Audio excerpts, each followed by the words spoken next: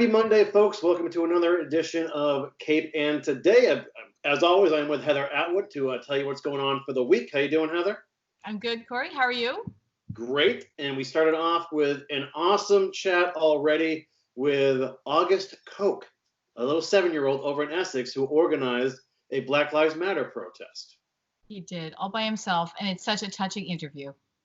Yeah, so we were with August and his mom, Kate Koch Sundquist, and it's a lot of fun. And August had a lot to say, so I hope you guys enjoy that. And here he is, Mr. August Koch. So August, can you tell us about the protest you organized on Wednesday in Essex? There was a lot of people and a lot of signs. And did you hold a sign? What was your sign? What did your sign say? Black Lives Matter. So were your classmates there? Any of them? Yeah, a lot of them. A lot of them? Good. And were they holding signs? Yeah, some of them were, some of them weren't. Okay. And were the Essex policemen there? Yes. And did you talk to them? Yeah, a little. Yeah. What did you give them? I gave them a rose. Oh, that's really nice. And why did you give them the rose? Because they came to my protest. That's really great. So can you explain to me why you wanted to have a protest? I heard of there was a lot of protests in other towns, so I wanted one in our town. August really liked going to the one in Gloucester. He came home and I said, I think there's something going on in Hamilton. And he said, well, can we go to that one? And I said, I don't know what time it is. I'm not sure on the details. And they said, why isn't there one in Essex? And I said, I guess no one planned one. And so how did you start this process? You probably talked to your mom. Yeah, I talked to my mom about it, and then I wrote a letter to Chief Francis. He said that I could have a protest near the town hall. And then we went and we met with him, and we met with the Board of Health. Yeah. So that's pretty cool. So were there lots of people at your protest? Mhm. And did lots of people honk horns in solidarity? Mhm. Yeah. So how did it make you feel after the whole thing was over? Did you feel like you changed yourself? Did you feel like you changed anybody? Change the world. You want to tell them what your protest was about? To stop racism. And why is it a big problem? It isn't okay if Black people get treated not unwellly because of the color of their skin. Were you surprised, August, at how many people were there? Mhm. Yeah. Do you have any idea how many? Like a lot? Like 100? 1,500. No, maybe not quite that. That was the maximum that the police were preparing for. We probably had about 400. It was a very long stretch of roadway, which was a conscious decision to allow people to spread out. We didn't need any big crowds. So Great. So, Kay, how do you feel about, did August really take the lead and put this all together? And what are your thoughts on that? I'm really proud of him. You know, it's funny because I had the same thought that all of our surrounding communities were having events and Essex had not had one. And I had the same thought, but I had really nothing pushed me to action until the words came out of my 7-year-old's mouth saying, well, Essex should have their own and we should organize it. And so that was really what got the ball rolling. And he was involved with every step along the way as much as he could be, you know? Yeah. Hard when you just turned 7. Well, and how difficult has it been? I don't know if you're shielding August from seeing these images on TV. Obviously, you drove by other protests and maybe he was asking questions then. Like, where did the curiosity come about? Yeah, so we talk about racism a lot in our house. And, you know, once it was on the national headlines, our conversations definitely picked up. Essex Elementary did a really good job of reaching out to parents with resources that we could use to start these conversations. We used a lot of books, and we're pretty upfront with our kids. We don't share details that are not age appropriate, but we definitely tell them, you know, what's going on, and we answer their questions directly.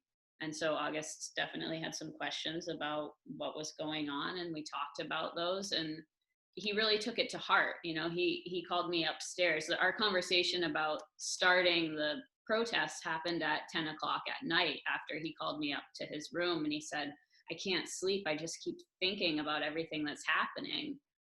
And so I think it's important that kids know when they're having those uncomfortable feelings and when they feel like something is really unfair, that they don't just have to sit there in that feeling. You can take that feeling and turn it into action. And so when he said that that was what he wanted to do about it, you know, Mama Bear comes out and she's ready to move mountains to make it happen for him. Yeah, and we've been talking now about, you know, what are the next steps? The ball is rolling now. How do we keep this momentum heading in a positive direction that's going to create lasting change? You know, it's easy for these sorts of things to die out. Yeah. So what are your thoughts about that? We have been talking about getting some other Essex kids together for some conversations and creating some sort of group for social change, creating a mission statement, maybe coming up with, August right now is wearing a t-shirt that one of his friends' moms made for him, but talking about maybe getting some merchandise that we can use for fundraising for these important causes. Well, I have to return just really quickly to the masks. Was there any concern about social distancing, and did you feel as if it was a safe protest? I do. You know, we were at the Gloucester one, and that's a much smaller area. So people were much more densely packed there. But as far as I can remember, everyone who I saw there was wearing a mask. You know, we met with the Board of Health before holding this event, and the crowds were really dispersed over, I would have to look up on a map how far it is, something like half a mile or something. It's a pretty distant stretch of roadway. And so anybody who needed 6 feet could most certainly find a place that was 6 feet apart. Some people chose to be closer together, but I don't think I can remember anybody who did not wear a mask. In fact, what did we do right before the protest? Oh yeah, we made masks. Right, we went over to our neighbor's house who happens to have a printing business, and he printed off 24 masks for us with this logo on it. So August could hand those out to people who wanted them. Well, August, thank you for all your activism. I think it was really important, and I know the community of Essex values what you did. Thank you. Let us know if you do another one. All right, we will, keep us updated on all your activism, and yours too, Kate, all right? Yeah, we will. Okay, Thank you so much for having us. So how about that? We're going to change the world, right? Yeah. Yeah. That's pretty impressive. From the words of a 7-year-old. Yeah, and that's like most kids like playing baseball or collecting bugs. He likes going to protests. He's already looking to see where the next one is. I know. I love that. So we also talked to Senator Bruce Tarr. We talk to the senator every Friday at 3 o'clock. He covered the fact that the Senate is now allowed to vote from home. This was their first formal session this week in which they were allowed to vote from home. And in that work, they covered a few things: a transportation bill, an Eastern equine encephalitis bill, a new initiative addressing policing and racial equity, and also the COVID-19 emergency voting bill. And you and I talked to Hannah Kimberly, who is the president of the Cape Ann League of Women Voters, about that bill. So here's the senator. Bruce, can you tell me about the new rules in the Senate that cover at-home voting? Sure. So one of the things that's been happening, Heather, is we've been evolving the rules of the Senate as conditions necessitate during the pandemic. So initially, we were only doing what are known as informal sessions, where no votes are taken and essentially no debate occurs. And generally in an informal session, there are only a few members present. There has to be one from each party, for instance, and one to preside. And we were able to accomplish a lot through consensus and through those informal sessions. And so that was one set of rules. But then we needed to amend those rules because we needed to take a roll call vote. And roll call votes cannot occur in informal sessions. And the reason we needed to do that is because we needed to do a borrowing bill to close the gap between the needs that we had and the delay in collecting revenue because we delayed the tax filing date and we hadn't yet gotten federal money to help us balance the budget. So we amended the rules then. And then we most recently amended a third time, and I'm very pleased to be on the committee that is making these recommendations. It's a very bipartisan effort. And the newest set of rules builds on the other set, and so it allows members to vote by sending a letter to the president and to the clerk, by being in the chamber, by being in their office, which is what most members have been doing. And then there's a phone line that it's being monitored and you can vote that way. And for the first time, people could actually vote from their home. And we did a test run on that on Thursday with a couple of different bills, and it seemed to work pretty well. But the one thing that we do not have yet, and we're working on, is the ability for someone who may not be in the State House to participate in debate. And that requires a piece of technology that the LIS folks, the Legislative Information Services, are working on. And that will be the next iteration when folks can not only vote if they're not at the State House, but also can by phone participate in the debate. So can you see these roles being utilized going forward? Well, I can, but I'm not sure that we'll see these become a permanent part of the practice of the Senate. There is something to be said for members being in the chamber, being engaged in debate, being able to experience everything real time and face to face. And I think that's the way ultimately we will be. But for right now, there are far too many things that we have to deal with that we have to make these accommodations. And I'll tell you, they're not perfect.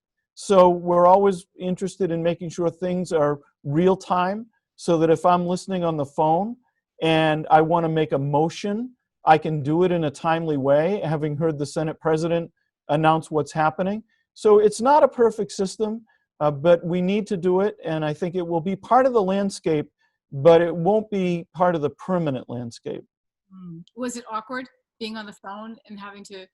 Well, actually, I am one of the few people that's in the chamber, not only me, but my staff. But the members that were on the phone told me that it was definitely something that takes getting used to, but they thought that the process went fairly well. Great. So what sort of work did you do under these new rules? So a couple of interesting things. First of all, we actually did 2 land takings, and one actually was for the city of Newburyport, and those require a roll call vote. So we tested the system twice with that. But then we did 2 other very important bills, and one of them was a transportation bond bill, but it was limited to $300 million in funding for cities and towns to do road and bridge projects. And this is pretty much a rite of spring in the legislature. Usually we do about $200 million, and it's a bond authorization. So we borrow the money and then make the proceeds available to the cities and towns. And this year it was $300 million, so there's more money in it because we want to jumpstart the economy. We want to make up for lost time in these projects. And it still is a matter of urgency. It's not completed yet, but we need to get the bill done because we're in the middle of construction season right now. But the second piece of that bill, Heather, is also very important, and it has to do with how we manage the MBTA. So you may recall that in the winter of 2015, the MBTA had a huge stress test with the snowstorms. And at that time, we realized we needed to do something to intervene in its management to be able to respond to a whole host of issues. And I was pleased to offer an amendment in the state budget, and then a later amendment that I worked on to amend that one with Senator Tom McGee from Lynn, who at the time was the chairman of the Committee on Transportation. And we created the Fiscal Management and Control Board that has been governing the T for the last several years. But that board is about to expire. We created it as a temporary mechanism.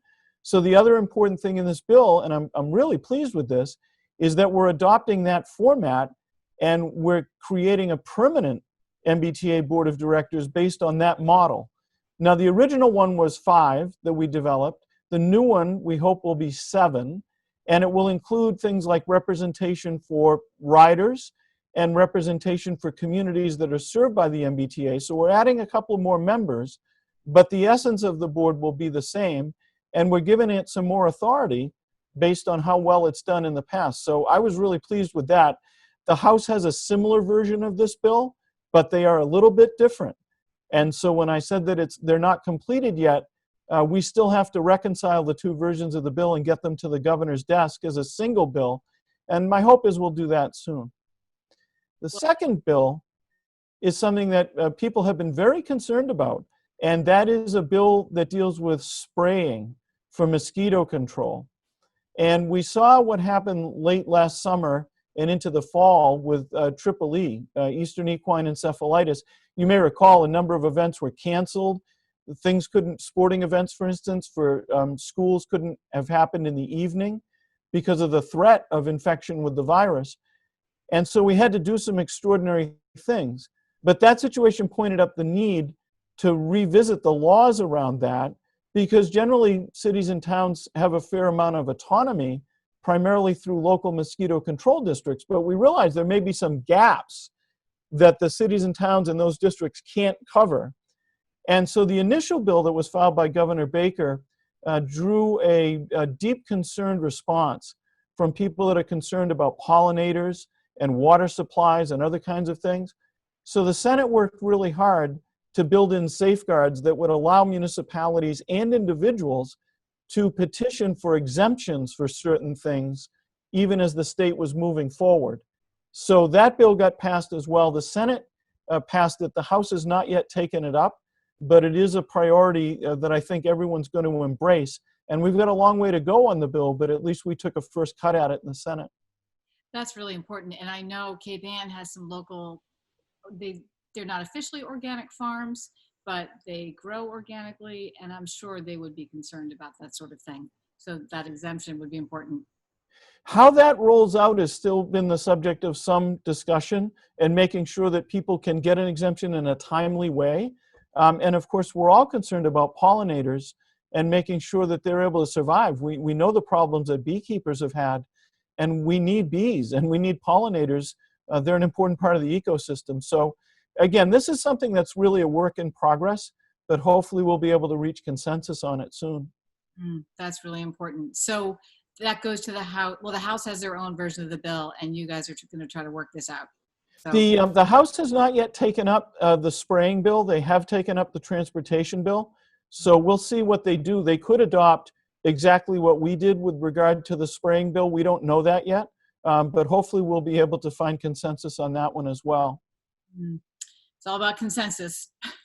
So tell us what's happening with this COVID-19 emergency voting bill, or act, I should say. So this is something that's really important, in that we need to recognize we are living under a particular set of constraints with regard to preventing the spread of coronavirus, but also voting is one of the most important elements of our democracy. And so the challenge is to make sure that we can allow people to fully engage in the voting process, while at the same time making sure that we maintain the integrity of our elections and that we protect public health.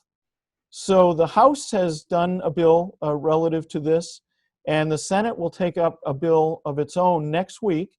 The formal session will be on Tuesday, and there's a lot of interest in this bill. There are 41 amendments that have been filed, and roughly 6 of them are mine. And we're trying to work through making sure, again, that there's accountability. But basically, this boils down to 2 things. Number 1 is the use of mailing for voting and the use of absentee ballots, and making sure that people can request a ballot and have it mailed to them. And the second thing is making more use of early voting, both for the primaries and the general elections, because we want to make sure that people can spread out going to the polls so that there's not a huge crush of voters on election day that might jeopardize social distancing. And again, remember, we're living under one set of circumstances right now where we've had some abatement of COVID-19, but in the fall, we might be in a very different place. So we're trying to make sure that we have a set of parameters that will endure through whatever we might see in the fall in our election season. And so I'm confident we're going to get this done. And again, we'll be using expanded use of the mail and expanded use of early voting. And that combination should be able to allow people to vote as they would like to, and we hope they all will want to, but also maintain, again, integrity in the process and safety in the process. I think I told you earlier that we spoke to the president of the League of Women Voters, the Cape Ann League of Women Voters, and she discussed the House bill. And that was pretty generous. It talked about the Secretary of State will mail out to every Massachusetts registered voter an application to vote. Early voting is extended. And also the town clerks are allowed to start registering the votes by mail earlier than election day, because so they won't be swamped. Does that kind of sound like the Senate bill? It is, and those elements are actually already in the Senate version of the bill. So the question is, what other things can we do? So one thing the clerks would like to have that was not in the House bill is having all of the applications and the ballots barcoded to make it easier to track them. And so we were discussing that on the phone this afternoon on a conference call with several of the members of the Senate that are interested in that. And then there are other things that we might do around advertising and letting people know if a polling place is changed, because some of them might be consolidated into a single polling place given the circumstances. So there might be some more advertising around that. But the essence of the bill won't change, in my opinion. And I am very supportive of this bill. I think that we can get it done. And it's important for us to try to do what needs to be done and do it within a set of parameters so that we can reach agreement with the House, because we really want to get this done no later than July 15th. And so we have to allow, in case there needs to be a conference committee, and for the governor to potentially send vetoes back or changes. So we're trying to plan for all of those things. And the reason that July 15th is important is because there are federal requirements, particularly around making sure that our men and women in the military are able to get ballots and vote in a timely way. So I feel good that and confident that we're going to get a bill done, and the differences I don't think will be substantial. And just to be clear, this covers the primary also, the Massachusetts. That is correct. Right. So I just have to ask you, is there any drawback to voting by mail? Well, part of the answer to that question is we don't know what we don't know. Some states have used it successfully. We've seen some other reports about, I believe there was one that came out of Wisconsin that I read about in the news where somebody found an entire tub full of ballots that hadn't been processed at a post office. So I think there's certainly merit to it, but we need to make sure that as we go forward, we have proper safeguards, because every vote is important, and we need to make sure that we don't have an abuse of the system. And I believe that people act in good faith, but I also understand that it's not just fraud that we have to be concerned about, it's the concern and appearance of fraud. And so we need to look at those things as well. The Senate recently established something called the Policy and Racial Equity Act. Is that an act, or what is that, Bruce? It's an initiative. And so we are very concerned in the Senate, and our House colleagues are as well, with the issue of racism and structural racism and abuses in law enforcement. And I think it's important to say that I believe there are a lot of really good folks in law enforcement, and I think they do a good job, and they're professional, and they care about what they do. But we can't have any tolerance for abuses, and particularly abuses based on racism or any other kind of discrimination. And so given the really painful event that happened in Minneapolis, it served as a trigger for all of us to re-examine what we can do. And in the Senate president convened a group, which again, I'm very pleased to serve on. She and I agree about this being a priority. And so we have 6 legislators that are on an advisory group on policing and discrimination and equity. And we are working to identify measures that we can enact here in Massachusetts that can eradicate discrimination and prevent abuse of force and all of the related issues. So the House is working through a similar process. And I think what's important here is that we may not know exactly the details of what is going to be before each body, but it is a priority and we are working on it. And in fact, just yesterday, I filed 2 pieces of legislation on the subject. So I think there's a lot of interest in this, and we're going to continue to move forward. And my hope is that very soon we will have some action items for our colleagues to consider. Could you describe the legislation you filed? Sure. So basically, I am trying to get at, and my co-sponsors are trying to get at, discrimination wherever it exists in state government.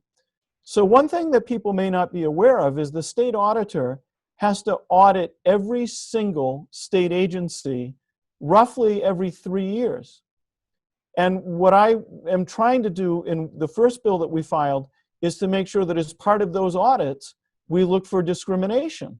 Because discrimination can be something that, in a way, is almost like the pandemic. The virus can be there very quietly, and then you see the effects of it, and maybe you didn't see it coming. So I want to make sure that we have audits every 3 years of every agency, and then there would be an initial audit under the bill that might take as much as 18 months where we'd hire an independent auditor to look at all of state government to ensure that everything we're doing does not have a discriminatory impact.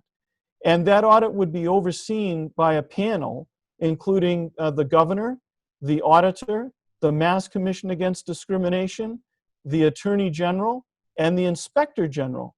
So they would conduct issue the RFP for an independent auditor and oversee that work.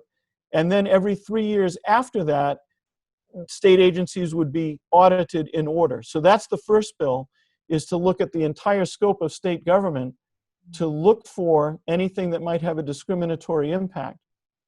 And then the second bill is much more focused on policing. And it looks at things like making sure that when a police officer is considered for promotion, that their record with regard to interactions with the public and any issues around equal rights and equal protection are considered as part of the process for promotion. We also look at in the bill a number of other things like making sure that there is a single standard for the use of force and that standard is monitored by the state, and we don't have different standards in each police department. And so there are a whole host of things in the bill, Heather, that I think make a lot of common sense. And many of them use existing mechanisms and existing structures so that we don't have to reinvent the wheel. We just have to make the wheel work better. And that's what that bill is intended to do. Well, thank you for that. I have one last question for you. The state of Massachusetts is seemingly doing a great job at dropping the curve. All the weighted averages are lowering, and the hospitalizations are down, the COVID rates are generally down. But we're seeing in the news, other states are beginning to spike. So how is government in Massachusetts beginning to address how we will protect our population from those other spikes? Well, one thing that's really important to understand is that we've been leading the country in terms of testing per capita. And testing is an important tool to understand where we're headed in the future and to be able to control transmission. A second really important thing is being able to do contact tracing to make sure we understand who's been in contact with someone who has been tested positive for COVID-19. But in addition to that, we are looking very closely at other states that are seeing a spike. And to be honest, there have been no conclusions yet about that, but we are very concerned about what is happening in those other states. We've been doing really well, and that's in large part due to the fact that people really worked hard at doing the things we needed to do. Socially distancing from each other, wearing masks, washing our hands, just a whole host of things. So we are looking at those states to see, have they been doing those same things? Have they had the same experience flattening the curve? Are they opening perhaps too quickly their businesses and causing more interactions of people? So we're looking at them. We're hopeful that we're going to continue in a positive trend, but we are watching them. And it's important to understand too, Heather, that we built a tremendous amount of surge capacity for our hospitals. For instance, there was a field hospital at the DCU Center in Worcester and at the Boston Convention and Exhibition Center here in the capital city. But those, while they have been decommissioned, have not been dismantled. And so that capacity still exists. If God forbid, we need to use it in the future. So trying to understand, number one, through testing and tracing, what's happening so that we can be ahead of the curve in that regard, maintaining surge capacity, and also looking at what's happening in other states and trying to understand it and analyze it are all tools that we have to protect people in our state with regard to a potential return of a spike in the virus. And we still have in place the 2-week quarantine for people coming into Massachusetts from out of state, right? We do, and we have a number of other executive orders that still remain in place as well. So those tools are out there. They're quite fluid. They get modified.